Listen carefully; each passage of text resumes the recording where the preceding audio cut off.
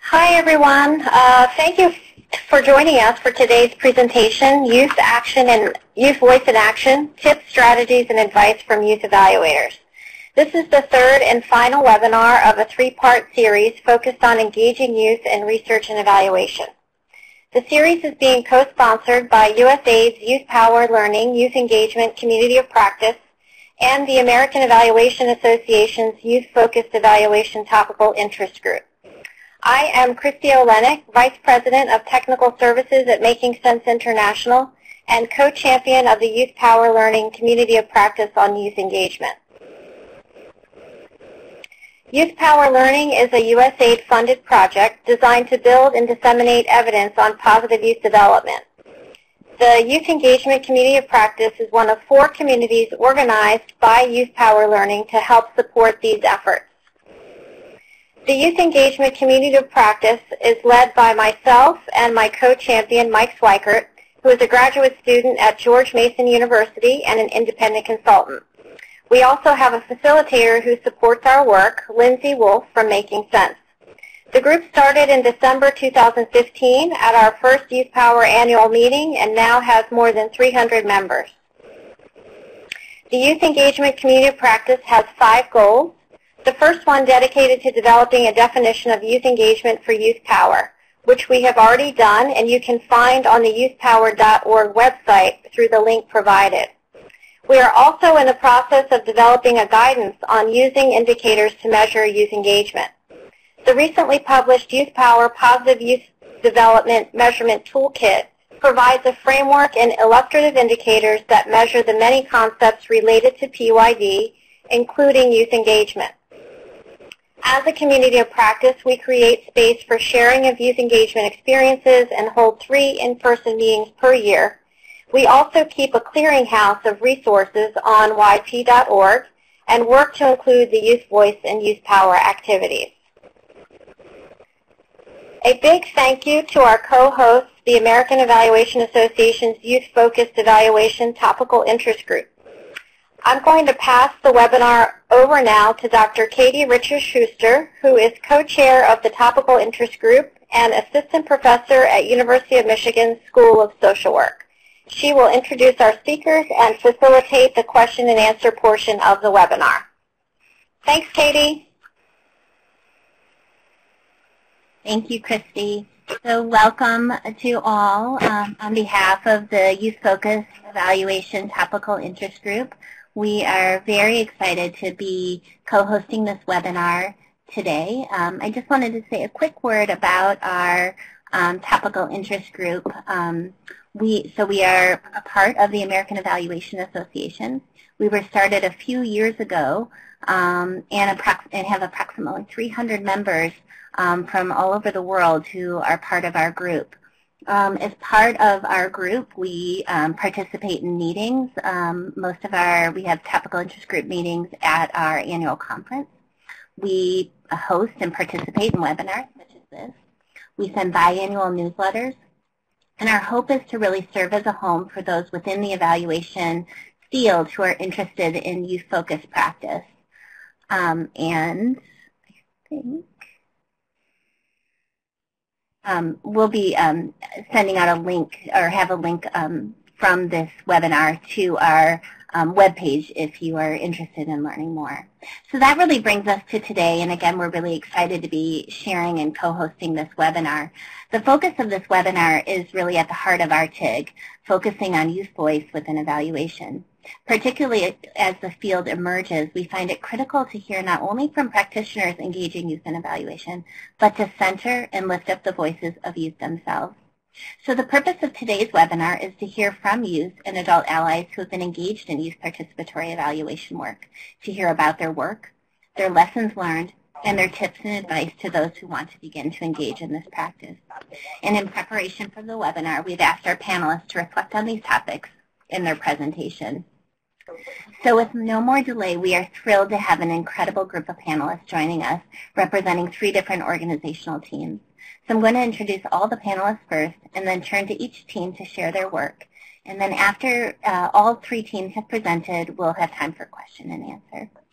So the first team we're excited to have from the McCleary Center Society in Vancouver, Canada. And I'm pleased to have with us Jessica Hackbart and Annie Smith. Jessica was first hired by McCleary in 2016 to work alongside 5 other youth as part of the Youth Research Academy Cohort 1 in and from government care. Jessica came into the program with no experience in research, but over the past year, she and her cohort were trained in research methods and in public presentations. And after the Youth Research Academy for her cohort ended, she was hired on as a summer student to work with the Trust Collective Impact and as a youth mentor for the current Youth Research Academy. Annie Smith is the Executive Director of the McCleary Center Society, a nonprofit organization committed to improving the health of British Columbian youth through community-based research, education, and youth participation projects. Annie began her career as a psychiatric nurse in England before moving on to work with youth in conflict with the law and with youth experiencing homelessness. Annie holds a master's degree from Harvard and is currently completing a PhD in health and well-being at Sheffield Hallam University. Our next set of speakers comes from the Rhys Youth Center in Richmond, California. Laylee Lyman was raised in Richmond, California and graduated from De Anza High School in 2016. She is currently a first-year undergraduate student at the University of California, Berkeley, studying psychology. At De Anza, she participated in a public health solutions internship program, and it was through this program that led Laylee to intern at the Rhys Center. At Rhys, she co-conducted a youth participatory action research project that looked at mental health and coping strategies of young people of color in Richmond. After collecting and analyzing the data, Laylee and a co-intern implemented a peer-led, peer-facilitated chat lounge in response to young people identifying talking to adults to be potentially more harmful than talking to their peers. And the chat lounge was one of the highest and most regularly attended programs at Rhys that season. Brian Villa is currently a community health program manager at the Rhys Youth Center. His work includes coordinating Rhys' health and wellness programs, including healthy sexuality, LGBTQ groups, and sexual health education.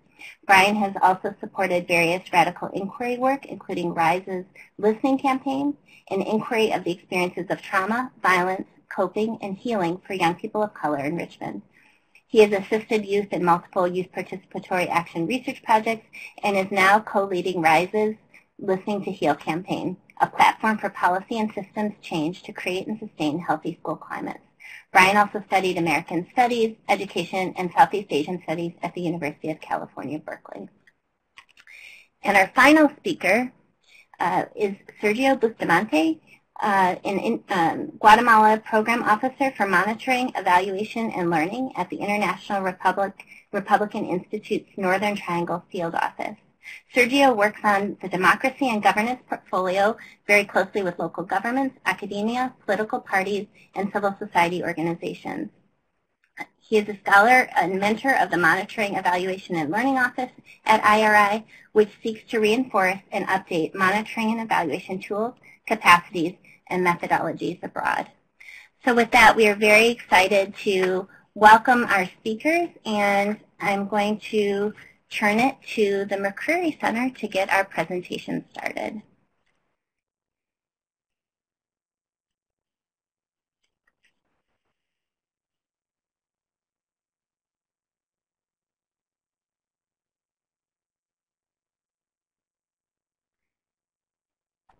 Annie and Jessica? Good morning. Can you hear us? Yes. Excellent. Okay, so I'm Annie, over here at McCleary.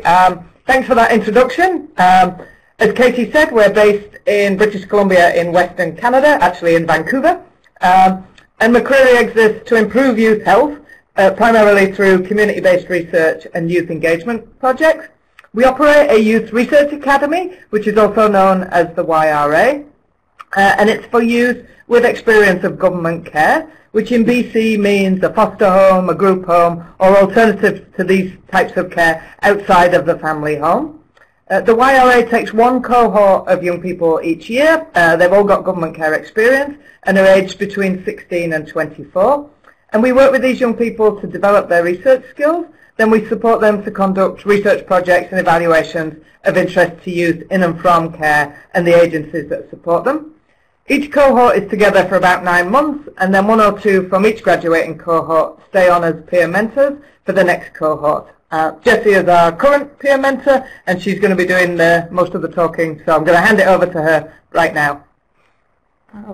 Hi. When I started at McCleary, I had little to no experience in research. At the beginning, the YRA was given a notebook along with a binder with basic McCleary information explaining who they were and what their goals were. Throughout our time at McCleary, our binders continued to grow along with our minds. We would have small group lessons with different staff members.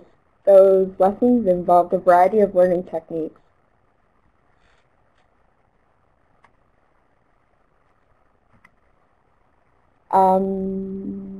We did a variety of hands-on work and worksheets. Personally, hands-on learning was the best for me. However, the worksheet handouts were always nice when I couldn't remember how to do something. Over time, McCleary has taught us not only about research and its importance, but also about workplace etiquette, computer skills, presentation skills, facilitation, and workshop development. With the help of McCleary, these are some of the projects we had the opportunity to work on. One of the first ones was the Representative of Children and Youth Education Outcomes Project, which I will talk about in a bit.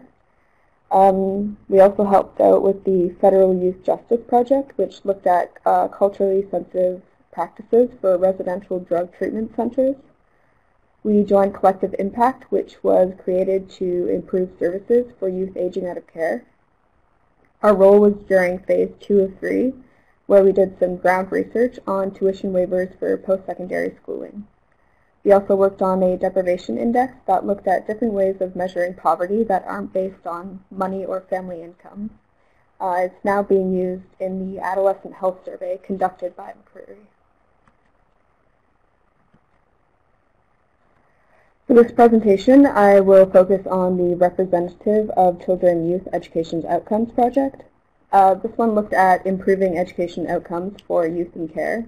An online survey was created and focus groups were conducted by McCleary with different groups of youth around the province that either were in care or had previously been in care. By this time, the YRA Cohort 1 had just been hired.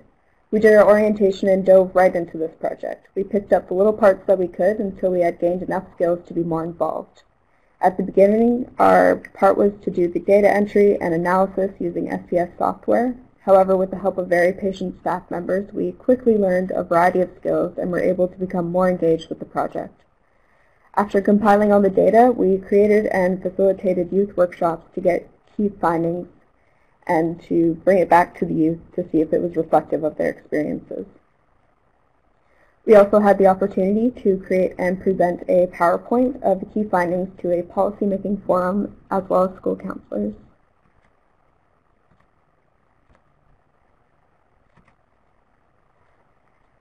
Having youth in and from care that can relate to the research conducted is a step in the right direction. The YRA know the issues youth in care are facing, and we have first-hand experience. Some of us were still in school at the time. Although we have different circumstances, it all comes down to one thing for us, and that's surviving the best we can with the crappy cards that are dealt to us. School is where your average youth spends most of their time and is there to prepare us for the real world. Having adults that haven't been in school for quite some time, having them tell us what's best for us just doesn't make sense to me. One of the big key findings in this report was that youth want to be heard. Having youth in care involved in this project gives youth that voice. It's not a good feeling listening to adults tell you what you need with stuff that they don't even have a clue about, especially if they haven't had care experience. We want to be included in decisions that affect our lives. A big part of this report for me personally was to see that I wasn't the only one that thought educational success was more than grades. Youth that took part in the surveys and focus groups defined educational success as attending regularly, arriving on time, and staying for the whole day. That for me, really hit home. There were times during school where getting there was all I was capable of, and having the people around me acknowledge that as a success was a really great feeling.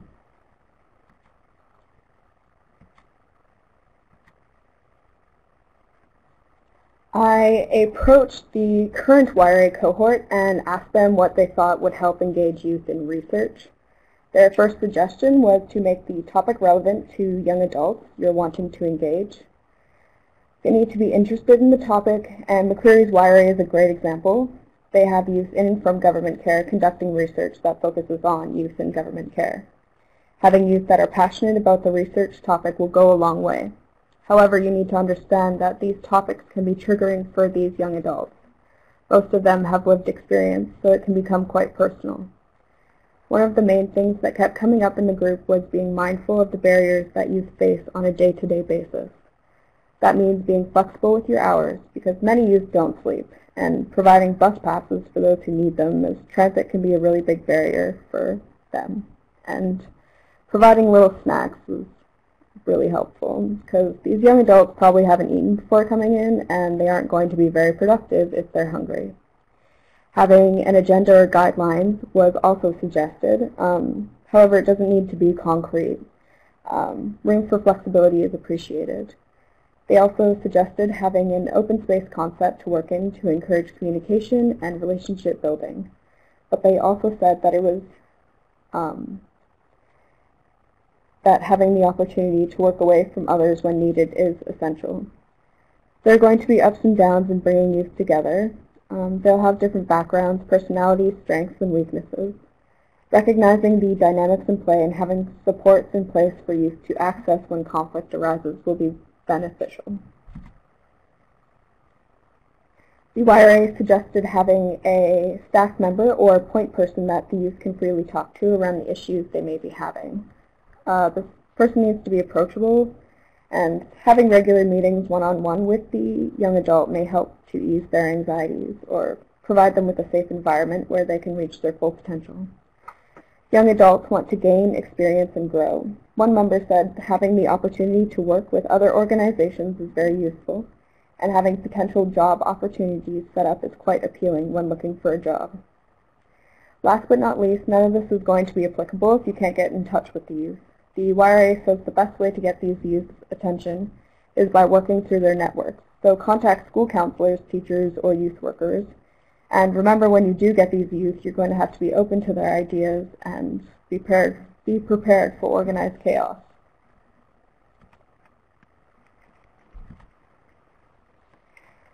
Our hope for future youth researchers is that they can be successful and learn as much as we did. Here's some of the things that we thought we would say to the future youth researchers. Take this job because it's not like any other job that you can get as a youth, and it's a good learning experience which can expand into a career. It's a learning experience, and it allows you to have a voice in things that you are passionate about. It's a good opportunity to get into the field of research or youth health-related things.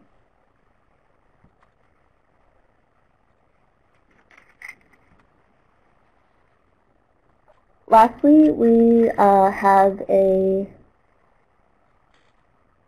link to McCleary's YouTube page. The YRA came together during their first week at McCleary and created a claymation called Groundbreaking Research. This video represents what we are trying to do and how we change and grow over time and how the research changes with us. If you would like to watch the video, the link is on your screen, but you can go to www.youtube.com/user/McCleary Center.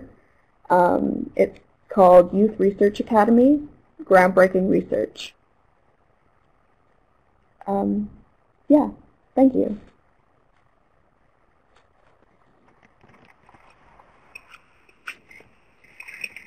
Great. Thank you so much. And we wish that that video could be played right now, but because of the technology, you'll have to go check it out. We'll have to go check it out. So thank you to Jessica and Annie. And again, if you If you have questions, please use the chat box and we'll be getting to them during the Q&A at the end of all the presentations. So with that, I'd like to turn it to the Rhys Center for the next presentation, to Brian and to Laylee.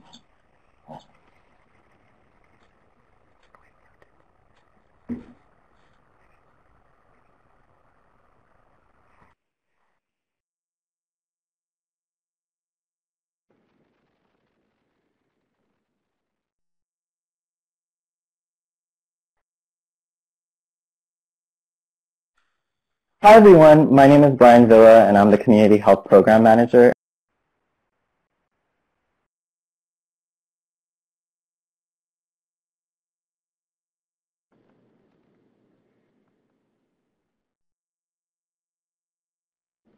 Hi, my name is Laylee.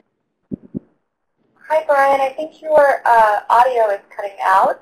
Can you try muting and then muting and then unmuting yourself?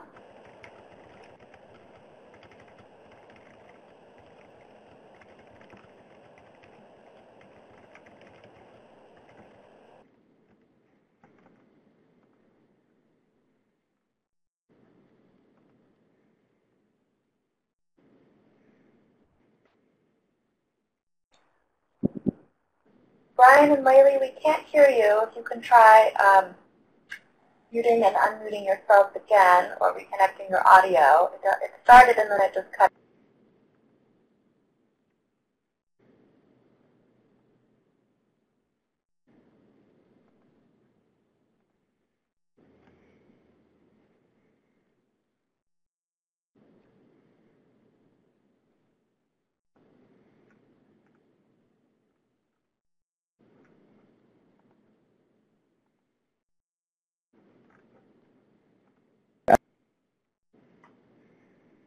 At the Rhys Center.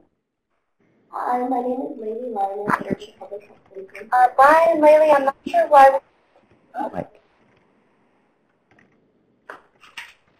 Now I'm hearing something. Can you speak again, Brian and Laylee?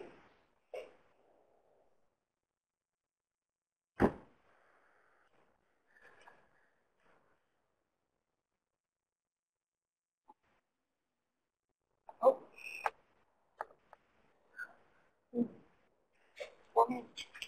Oh, she's gone. Okay, so Laylee is gone from the room. I'm not sure what happened to her audio. Brian, we're not sure what's going on with yours either, so let's move to Sergio until we figure out what's going on with their audio. Sergio, can you try unmuting yourself? Good morning. Yes, great. Okay, so we were a little concerned there that our lost audio. So Sergio, let's go ahead and do your slides. I'll move.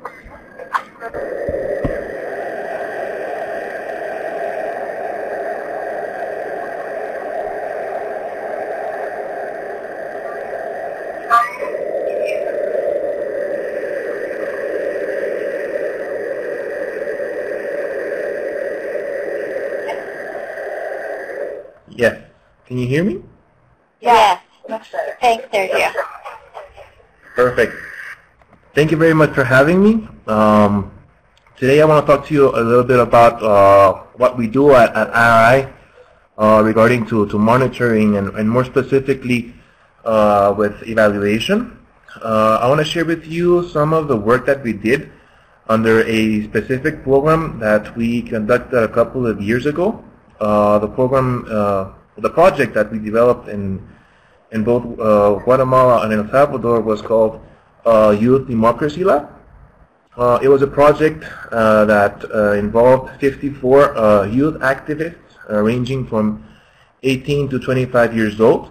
These activists came from about 22 organizations, and the whole idea of the project was to have them participate in a set of capacity building sessions and workshops in a laboratory outline program over the course of 9 months, so that they could increase the different abilities regarding to communication and advocacy within their communities.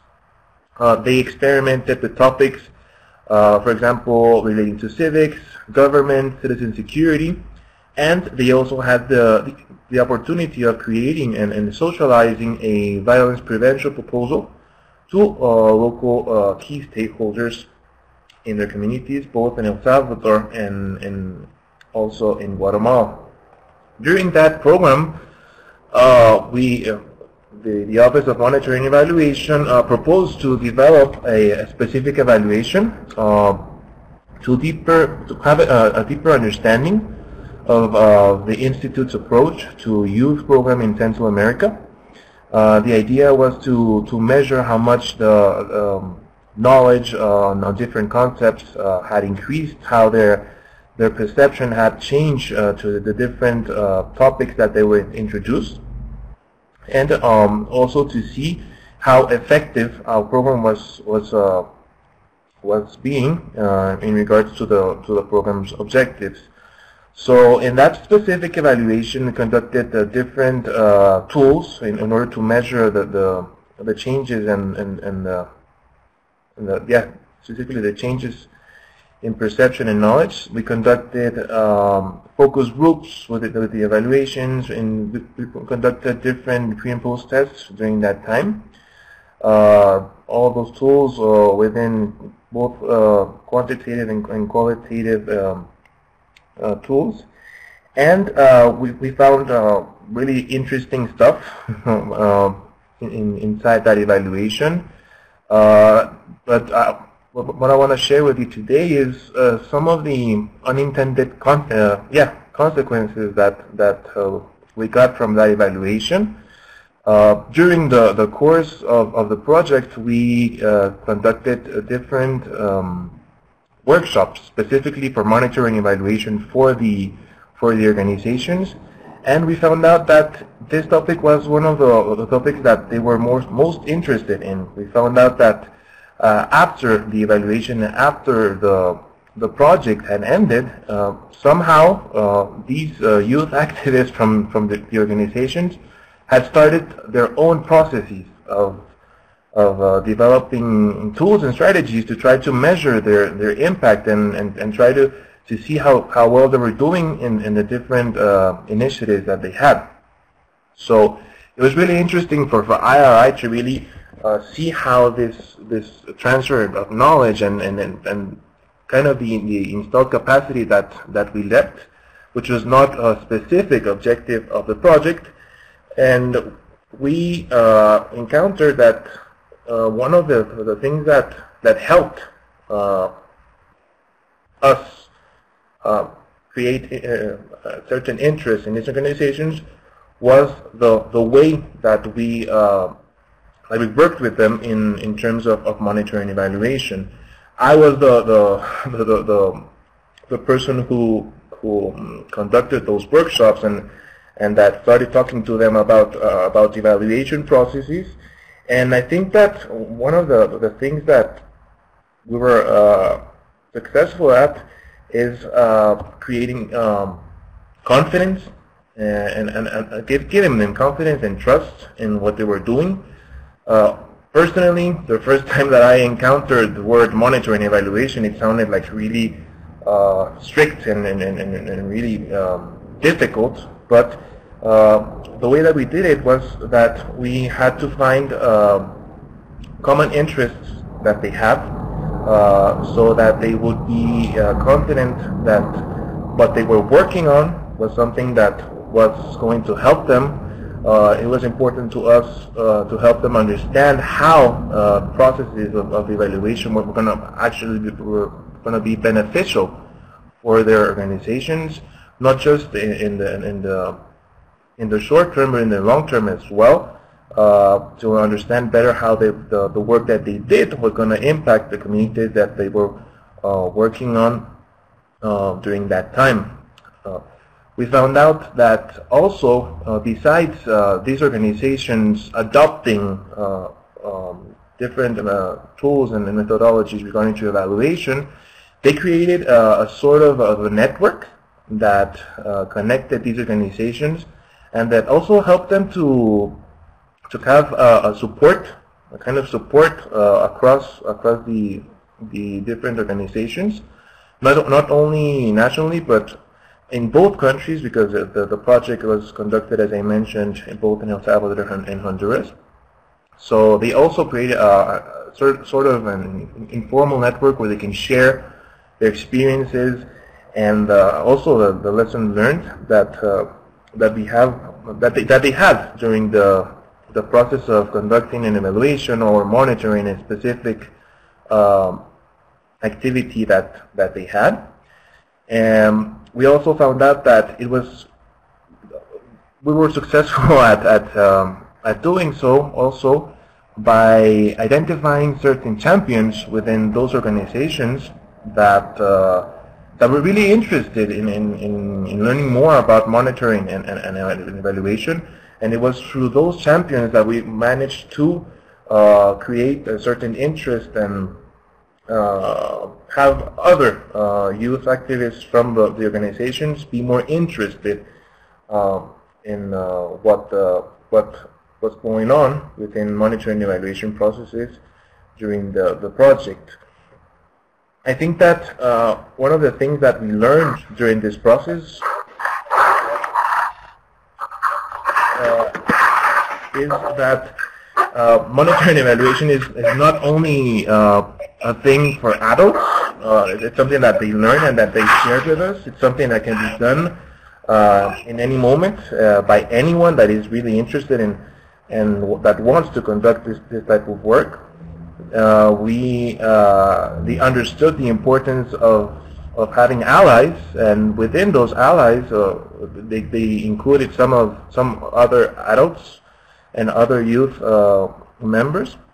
And they also found out that it was really important to have support groups not only in terms of people, but also in terms of places where they can find more information so that they could expand their knowledge and expand their ability to monitor and to evaluate what they were doing at the time. I think in my experience as a youth evaluator, for me it was also really important to have someone support you, and in that sense I always think that the Office of Monitoring and Evaluation at IRI, specifically Natalie and Mara, who were my mentors at the time, they were the ones that helped me understand the importance of monitoring and evaluation, and it's something that I think we were successful at when transferring this knowledge and these methodologies to these 22 organizations in Guatemala and El Salvador. And also, I think that one of the most important things that we did at the moment was that they didn't have to be scared of an evaluation process or a monitoring process, that they could actually have fun, that they could develop alternative and non-traditional tools and methodologies to do so. So we let them experiment, we let them try new things and actually create their own tools to do so. So I think that in our experience, we try to allow them to have fun during the process, not only in learning, but also while conducting a specific evaluation process. And I think that that's a very important thing if you want to try to transfer and try to get other youth members interested in the processes relating to evaluation. So that's what I want to share with you today. Terrific. Thanks, Gerald. Try to go back to Brian and Laylee. Terrific. I think we'll turn it to the Rhys Center now, who I think Brian and Laylee's audio is now working.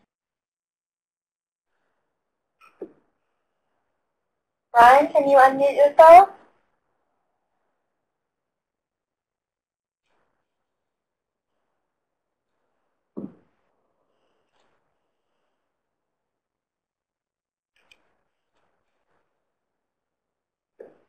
Brian or Laylee, are you able to get your audio connected?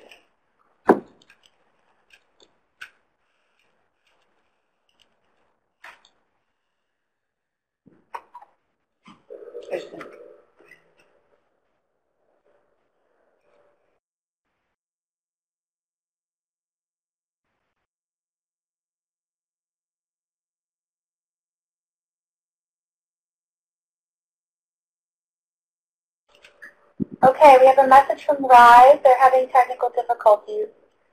So, might go to some question and answers for our presenters that have already presented. If you have questions for them, please put them in the chat box while we try to get Rhys back online.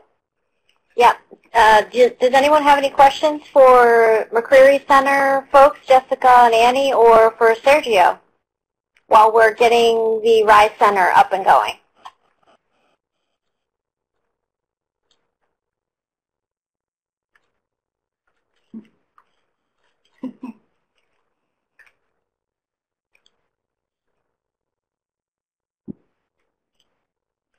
Katie, do you have any questions prepared? I'm certainly ready with a couple, but I don't know about you.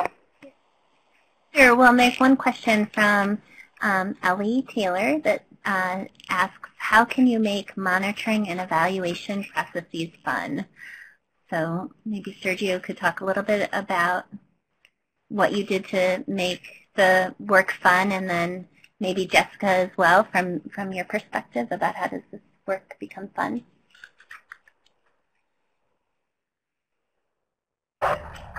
Sure. I think that the word fun is a relative word when we're talking about monitoring and evaluation, because you definitely need to have a certain interest beforehand when you work on these topics specifically.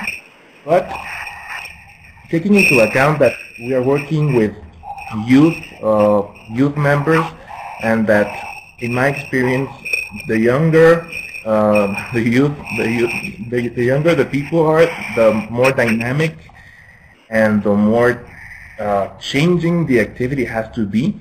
So some of the things that we did was to actually transform some of the processes that we normally do, for example, in paper or in a computer, and have them conduct them in a more participatory way, in a way that they could express themselves and that they could be heard. I think that's something that the youth is really eager. They want to be heard.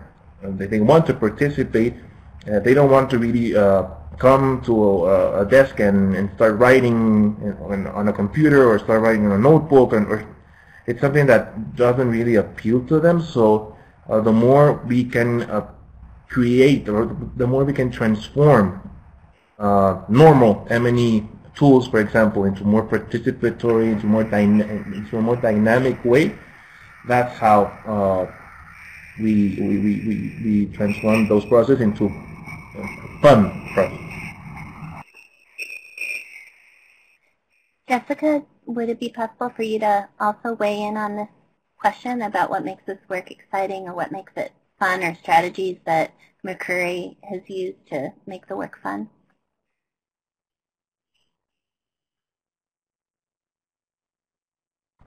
Yeah.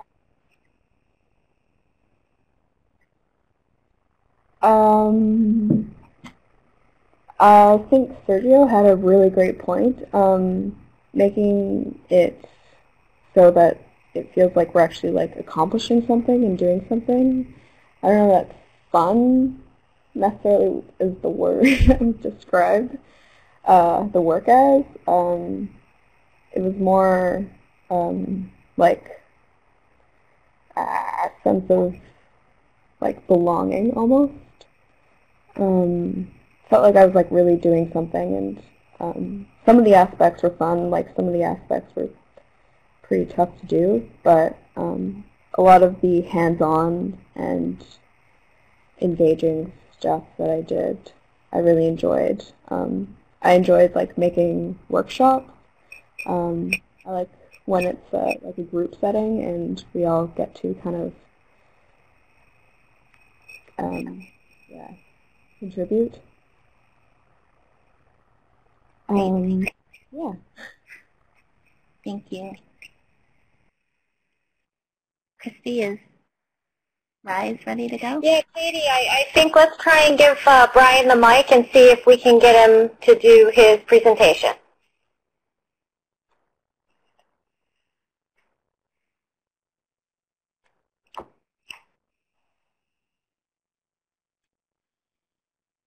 Brian, are you there?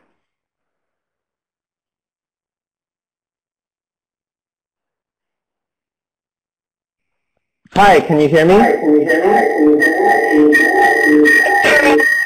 Brian's going to need to, mute your other one. So one of them was working. Okay. All right, so we're good? Yes, excellent. All right. Okay, sorry about that, folks. So we're just going to just run through this. I know we want to leave more time for question and answer, so thank you all for being patient. So once again, hi, my name is Brian Villa. I'm the Community Health Program Manager at the Rhys Center. And I'm Laylee Lyman. I'm a public health intern here at Rhys. And before we get started, we just wanted to give a brief history of Rhys. Rhys opened its doors in fall of 2008, but the idea of Rhys really started as early as 2000 when there was a lot of violence happening in the community, and youth came together and organized and advocated for a safe space.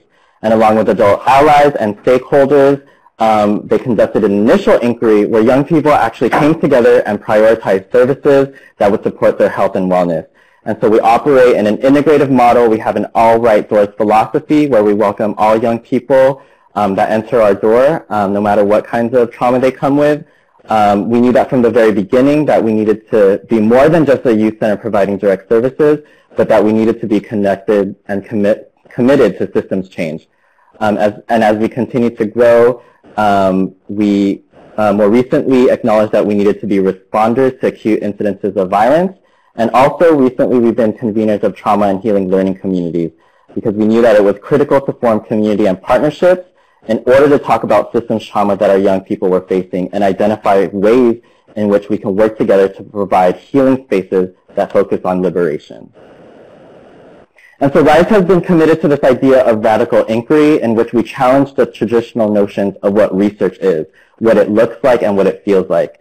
We understand that there are historical traumas involving institutions doing research on communities, and so how do we begin to shift that narrative and engage in meaningful and intentional inquiry with our community for our community that is grounded in love, commitment, and that actually feels healing.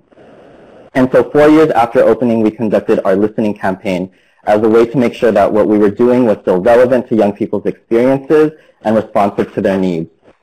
And so the Rhys listening campaign was an inquiry of the experiences of trauma, violence, coping, and healing for young people of color in Richmond. And after sharing some of those findings with young people, they actually wanted to get involved in the research themselves. And so this is where Laylee is actually going to be talking about her experiences conducting a YPAR project on mental health and coping. So when I was in high school, I was given the opportunity to intern at Rhys through a paid summer public health solutions internship program that was offered through the health academy at my school. My co-intern and I, we were given the opportunity to conduct a YPAR. Brian introduced us to the listening campaign, which is where we got our inspiration for our topic, issue, and purpose for our YPAR. And we noticed that the primary coping strategy that youth in Richmond utilized in response to the trauma in their lives was weed. So we wanted to understand why this was utilized more than other coping strategies.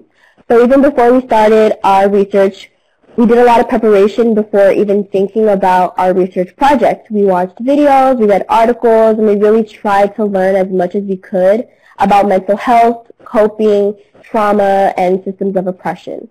And so we finally organized our topic, issue, purpose. So our topic was mental health and coping.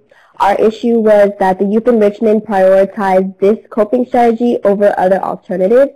And our purpose was to understand and to explore the accessibility and impacts of different coping strategies. And we wanted to make sure that we weren't labeling coping strategies as either bad or good because we didn't want to pathologize our peers. So Brian introduced us to different types of theoretical frameworks that we would be using to support our YPAR. We realized it was important to have these as guidelines, so we looked at positive youth development and trauma-informed care. So we were tasked with creating research questions. Crafting these were a little bit more challenging because we needed to distinguish what exactly are we trying to ask, and answer that was also linked to our purpose. So the questions that we came up with were, what do young people identify as helpful and harmful coping strategies? Why are young people using drugs versus other strategies? And why do young people identify as issues with other alternatives? So to find these test this out, we used two different methods of research for our YPAR. We did quantitative surveys and qualitative focus group and interviews. Me and my co-intern, we decided to do a mixed method strategy in order to humanize the data and actually connect stories to the numbers. So we wanted to make sure that we're working with the community, not on the community. So we did surveys, which led to the focus group, which then led to individual interviews, and the questions that we got for each of these steps were informed by the previous methods that we used. So after we collected this data, we organized it in a way where we were able to draw out themes and also connect what we heard to larger theoretical frameworks that we read about before starting our YPAR. So we looked at data trends, patterns, important quotes, and relationships between the quantitative and the qualitative data. So we found out that youth found talking to an adult as potentially more harmful, and that accessing weed was more accessible than talking to an adult. So what I liked about the YPAR is that it wasn't just doing research for research, it was doing research to create change and action, which Chat Lounge came about. So Chat Lounge was created out of what we found out through our research. We wanted to create a space for youth to feel comfortable to talk about the issues in their lives with a group of peers that would listen and support them. So before facilitating this workshop, we were also trained in how to facilitate workshops and how to create curriculum. And what we found out through the Chat Lounge was that students felt that trainings for teachers were needed so that teachers could be trauma informed. And we also recognized that policies like zero tolerance doesn't work because we shouldn't focus so much on the individual behavioral change, but on system change. Because the systems and policies are also part of the trauma that young people face in school, especially since school is where we spend most of our time. And so why Youth Voice Matter? RISE has always been committed to partnering with young people and really prioritizing how we can use the voices of young people to really drive our strategies, inform our process, and really transform systems. We knew that from our inception that we needed to be relevant, responsive, and accountable to young people's needs. And so one way we incorporate that in our organization is that every staff member has to be interviewed by young people. And in my opinion, that's one of the most challenging interviews I've ever been a part of. Yeah, so our voices matter because we are the ones directly affected in our community by trauma, so we know what is best for us when conducting research. Our voices are often neglected, so it's important to give us a platform where we can say how we feel, but not only say it, but actually be heard in return. And so some of our key takeaways is that relationship is really critical. I think that when mentoring and supporting youth in any type of program, you really need to develop a trusting and authentic relationship with them.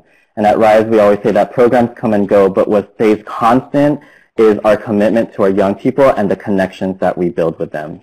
Another thing is that, YPAR involves a wide variety of skills, including reading, writing, critical thinking, organizing, public speaking, and so it's a really great project to really build youth skills and leadership. And another thing is to really assess short-term and long-term goals and assess what your time frame is. Is this project going to be a 2-month project or is it going to be a year-long project? So my takeaways were that I got a changed perspective on my own community. So Richmond has a really negative stigma to it, and growing up here, you tend to normalize the violence and the drugs that we see on a daily in our community. I was also conforming to this idea that Richmond was dangerous. So working at RISE made me realize that my community is hurting, and we are neglected the opportunity to heal properly, and are instead we're criminalized for the way we choose to deal with our everyday struggles and traumas. So this project has supported me academically and with my career goals. So this project was important because it gave me the opportunity to view my community from a different lens. So I knew that youth utilized weed, so it was no surprise when we found that in our research, but what was surprising was why they felt the need to utilize this particular coping strategy. So the process of this project was complex, yet all the work I did only prepared me for the work that I'm doing now as a sophomore in college. So I have been able to use the skills I learned during this project for my schooling. Many of the ideas that I learned about from this project, just like the school to prison pipeline or trauma-informed care, I've been learning about also in my college classes. And I've been able to talk about my work for other internships and scholarships when they ask, how have I contributed to my community?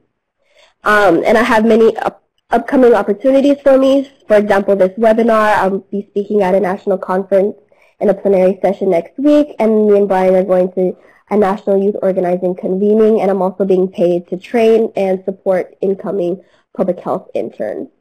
So some tips and tricks we have include feeling connected to the research for the youth. So my co-intern and I, we were allowed to choose what we wanted to do research on, which made us actually want to do the work because it was on something that we both felt was important and interesting instead of having to do work on something that was forced on us.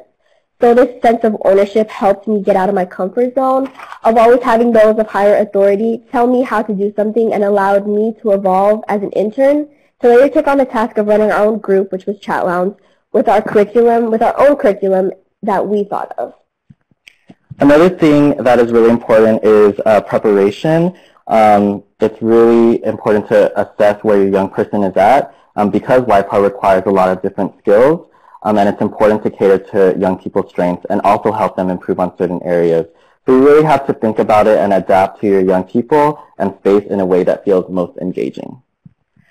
So Rhys provided holistic support for me. So Rhys not only helped me gain experience in this internship, but they also guided me with college applications, resume building, and even scholarships. And some of the final tips and strategies is to really just create a timeline with important tasks and benchmarks, doing multiple cycles of inquiry so the research doesn't just end after the action plan is conducted, but how do we start to evaluate how the action plan is doing, working with a cohort model, and also staying connected. Yeah, so I feel like staying connected is so important. So 2 years later, it's been 2 years, and the work that I did at Rhys still follows me till today. So things that we saw from the YPAR are things that I can connect to in my classes, and Rhys has stayed connected with me for a long time, and even with my summer internship from high school being long over, they continue to provide me with many different opportunities that are helping me grow as an undergrad and in general as a person. So since I was an incoming senior in high school, Rhys has been there for me and watched me grow, and most importantly, everyone at Rhys recognizes this growth, which is very motivational for me. Thank you all. Sorry that was a little fast, but just glad to be able to be here. Terrific. Thank you so much for that wonderful overview and in-depth presentation of your work. I think we have time for just a couple questions. Is that right, Christy? Yes, go ahead. Great. So there are a number of questions in the chat box, so I'm just going to kind of pick a few, but one comes from Catalina, who asked if the speakers, especially maybe starting with Annie and Jessica from McCleary, could talk about their experience in sharing the research with social policymakers and elected officials about what influence it had.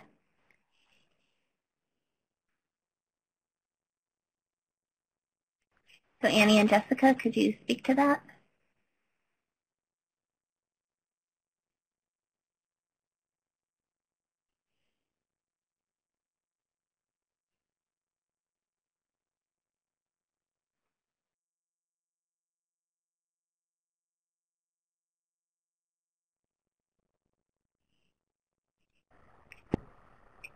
Can you hear us now?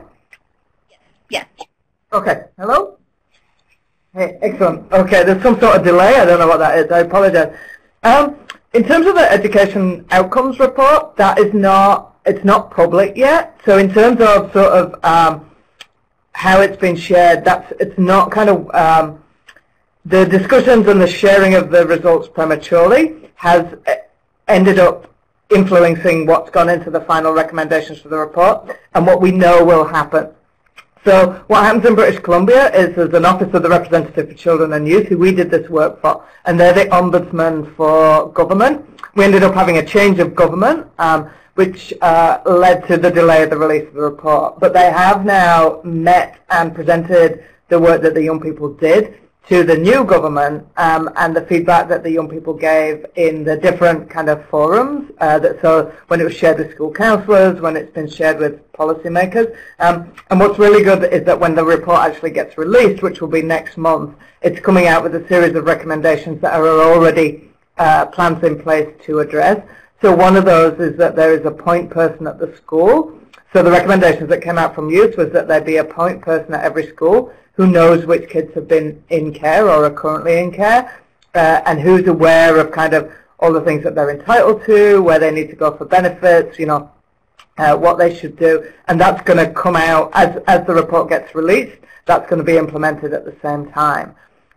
There was some young people raised questions around where their records go, because often when young people change foster homes, they have to change schools as well, and that results in the paperwork gets lost along the way, and young people have to repeat courses because there's no proof that they've completed one, and stuff like that. And that system is all going to be changed as well in October. So although I think from a young person's perspective it was a frustrating experience that the work has taken so long to get released, it has actually allowed it to come out with these recommendations being implemented at the same time that it comes out. Great, thank you. One quick question that I had that people could speak to is, especially for Laylee and for Jessica and for Sergio, is to what is one challenge that you faced in doing youth evaluation and youth research, and how did you overcome it? And maybe we could have Laylee start.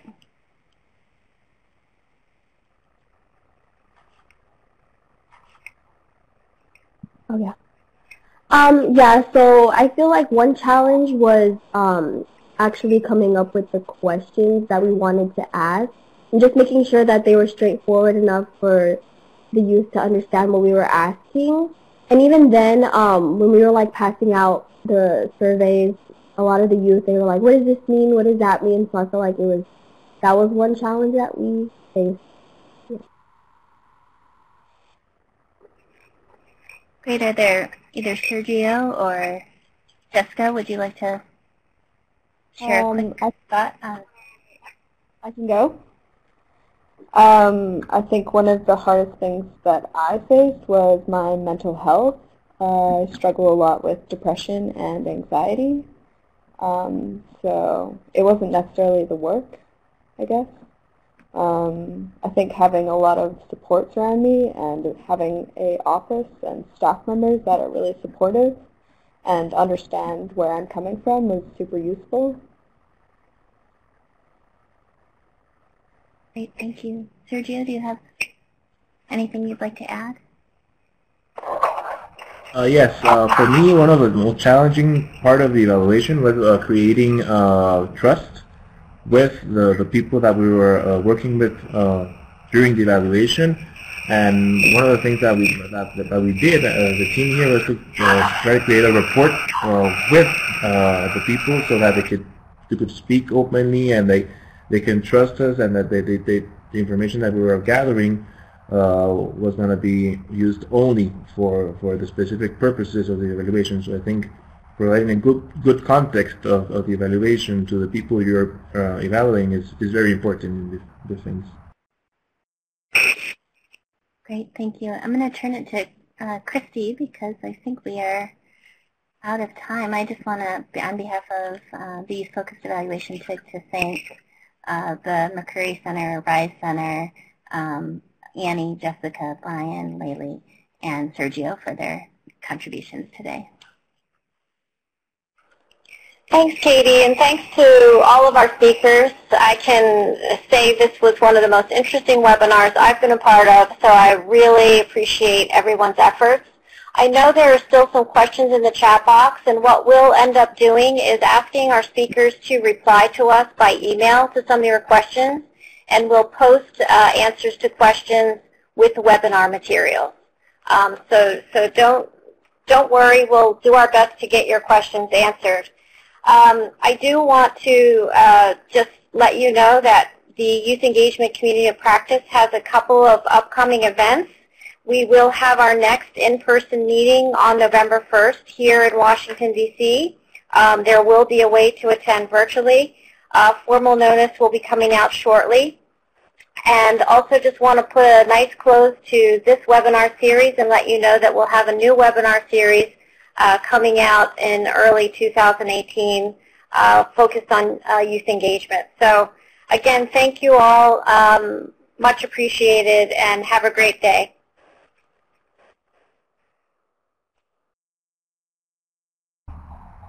Thank you.